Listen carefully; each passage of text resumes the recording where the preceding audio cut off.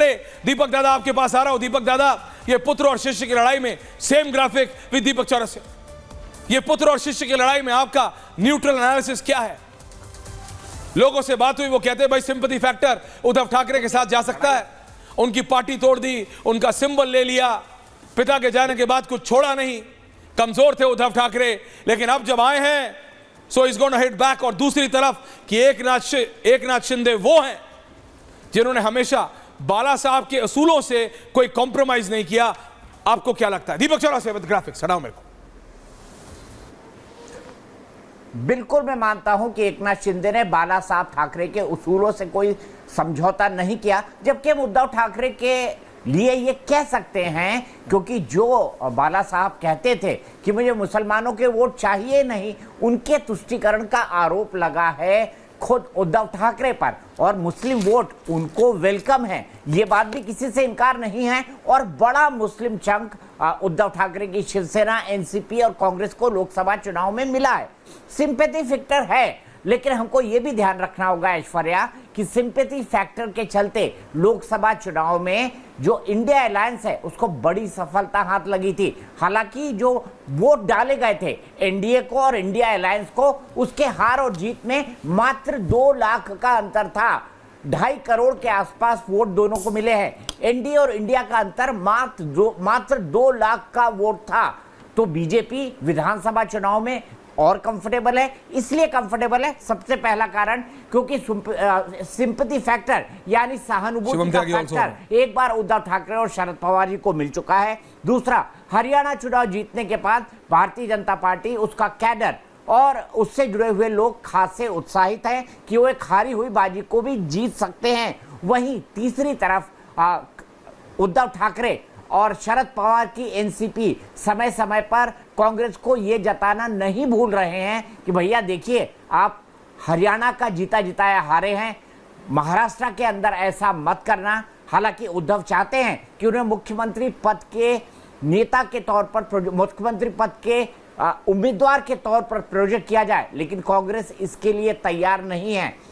एक additional point है कि अगर उद्धव ठाकरे मुख्यमंत्री का चेहरा होते हैं तो सिंपैथी का फैक्टर एक बार उद्धव की तरफ और जा सकता है। लेकिन अब ये चुनाव खुला हुआ चुनाव है, जीत का अंतर 0.5 से भी कम है, तो आप समझ सकते होंगे इतना अंतर पाटना बहुत मुश्किल नहीं होता। और जब असेंबली वाइज ये चुनाव होंगे तो और ज्यादा फोकस्ड होंगे, सब एक दूसरे कैंडिडेट को जानते हुए होंगे, और एनडीए का गठबंधन इंडिया के कंपैरिजन में ज्यादा ऑर्गेनाइज है, इसका भी फायदा उन्हें वो मिलता हुआ दिखाई देगा। राइट दीपक दादा, क्योंकि आपकी अपनी रिसर्च टीम के अलावा बॉम्बे में भी आपके स्पेशल कनेक्शन है भाई, आपके भी बॉलीवुड और फिल्म इंडस्ट्री से कनेक्शन है, आप भी भाई बिग बॉस वाले आदमी, आपका भी सब, आप भी मतलब इधर उधर वालों को सबको जानते हैं, वहां के लोग क्या बात कर रहे हैं, कनेक्शन वालों नहीं कनेक्शन अंतर की बात कर रहे हैं। नहीं, अंतर की क्या, कांग्रेस का। शिवम जी आ रहा हूं, इस तरह कांग्रेस बहुत एक्साइटेड है महाराष्ट्र को लेके।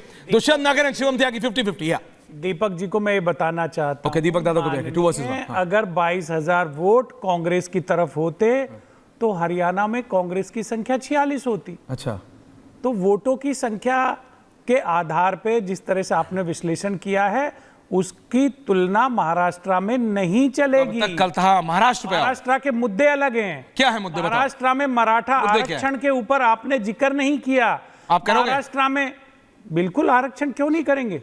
तो आपकी जब सरकारें थी तब तो कभी नहीं करा। का प्रमुख मुद्दा है कास्ट सेंसस होगा, उसके बाद इकोनॉमिक सर्वे होगा, उसके आधार पे जो योग्य हैं जी उनको आरक्षण दिया जाएगा। Very good. दूसरी बात, जितना महाराष्ट्र के अंदर किसान ने आत्महत्या किया है उसका आपने दीपक भाई कोई जिक्र नहीं किया।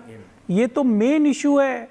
और 2024 का जो लोकसभा चुनाव है वो किन मुद्दों पे हुआ? नहीं देखिए, मराठा आरक्षण था। शिवम त्यागी जी, मराठा आरक्षण ऐसी चीज है, कांग्रेस खुद तो फंसती है, आपको भी फंसा देती है, और ये बात आप जानते हैं। लेकिन कांग्रेस के साथ अभी क्या डू एंड डाई सिचुएशन हो गई है। जैसे मतलब अनुराग भदौरिया के साथ सिचुएशन है, उन्हें कुछ समझ नहीं आता तो वो प्रभु श्री राम के गाना गाने लग जाते, आपको पता है ये बात। तो शिवम त्यागी जी, कांग्रेस अभी उस सिचुएशन में है कि मतलब खुद तो डूबेंगे सनम, तुमको भी ले डूबेंगे। वो मराठा आरक्षण ऐसा उठाएगी कि वो खुद तो फंसेगी, आपको भी फंसा देगी। शिवम त्यागी जी, देखिए, दो तीन मुद्दे ऐश्वर्या जी उन्होंने कहे। सबसे पहले तो मैं एक चीज कहना चाहता हूं कि आपने कहा कि भाई पुत्र के पास सत्ता या शिष्य के पास सत्ता। द्रोणाचार्य के पुत्र अश्वत्थामा थे, लेकिन उनके जो शिष्य थे अर्जुन, वो उस समय के सबसे बड़े धनुर्धर हुए। और जब एक बार अश्वत्थामा ने द्रोणाचार्य से पूछा कि मैं तो आपका बेटा हूं, मैं आपका सबसे बड़ा शिष्य और सबसे बड़ा धनुर्धर क्यों नहीं बन सकता, तो उन्होंने कहा कि मैं जब शिक्षा देता हूं तुम तो सिर्फ शिक्षा तक रह जाते हो, लेकिन अर्जुन जो है उससे आगे बढ़कर और भी प्रयास करता है, सीखता है, लड़ता है, मेहनत करता है और गुरु भक्ति में लीन रहता है और कोई गलत काम नहीं करता। If my party will become Congress I will close my shop, ये तो बाला साहब ने कहा था। उद्धव जी भूल गए इस बैठक। अब आपकी रैलियों में अगर पाकिस्तान के झंडे लहराएंगे, और एक जमाने में बाला साहेब ठाकरे बैठकर महाराष्ट्र में कहते थे कि अगर उधर से पाकिस्तान आतंकवादी हमला होगा तो भूल जाना कि यहां पर किसी को हम कुछ करने देंगे, यहां उतरने देंगे, हालत खराब कर देंगे। और आज उन्हीं के बेटे की रैली में जो है इस तरह के झंडे होते हैं, तो जाहिर है भाई शिष्य बेहतर या पुत्र बेहतर, देश जान रहा है। शिंदे साहब बेहतर हैं, शिंदे साहब ने अपने जो गुरु हैं उनकी जो बातें हैं उनको माना है, उस पर चले हैं, तो अर्जुन ही जीतेगा जनाब, ये तो बात तय है। अब आगे आता है जहां तक बात किसानों की करी दुष्यंत जी ने। अरे दुष्यंत जी, जहां सरकार में है वहां तो कर लो पहले। 1200 किसानों ने आत्महत्या कर ली। कर्नाटक में क्या कर रहे हो भाई? कुछ है प्लान व्लान, या बस ऐसे ही आके वो पिछला राज्य में जहां जीते हो, जहां सरकार में हो, वहां पर ना 1200 किसानों की आत्महत्या रुकी, ना वहां पर जो है आपसे इकोनॉमिक हालात ठीक हुए, ना वहां पर आपसे कास्ट बेस्ड सर्वे ये आप कास्ट सेंसस की बात करते हैं ना, करवा दीजिए भाई। कर्नाटक में सरकार है आपकी, कौन रोक रहा है? हम रोक रहे हैं क्या आपको? तेलंगाना में सरकार है, कर दीजिए, हम रोक रहे हैं क्या आपको? हिमाचल में सरकार है आपकी, कर दीजिए, हम रोक रहे हैं क्या आपको? जब पिछले वादे पूरे हुए नहीं, किसानों की आत्महत्या रुकी नहीं, आगे जाकर कहानियां बनाना शुरू कर देते हैं, ऐसे कर देंगे, वैसे कर देंगे। पहले तो मेरा एक निजी निवेदन भी है, पहले तो ये हरियाणा में जो हार का दर्द अभी तक दिल में बसा हुआ है, इससे निकलकर चलो तो सही। क्या प्लानिंग है, क्या प्रोजेक्शन है, कौन क्या बनेगा, कुछ आइडिया अगर हो तो बताइए मुझे। मैं तो एक चीज, मैं प्लीज मुझे रहने दीजिए ना।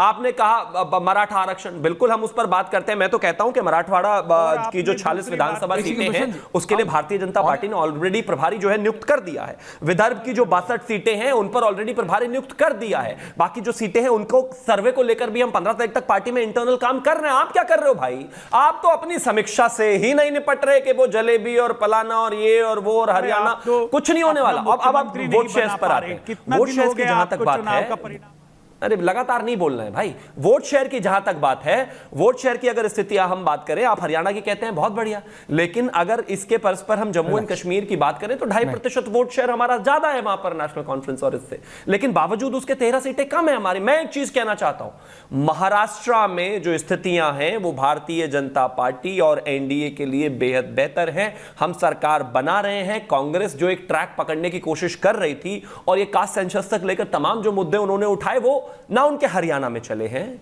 ना उससे पहले लोकसभा में चले हैं, ना उससे पहले छत्तीसगढ़, राजस्थान और मध्य प्रदेश में चले हैं, ना ही आगे चलने वाले हैं, क्योंकि रीजन है। ओके।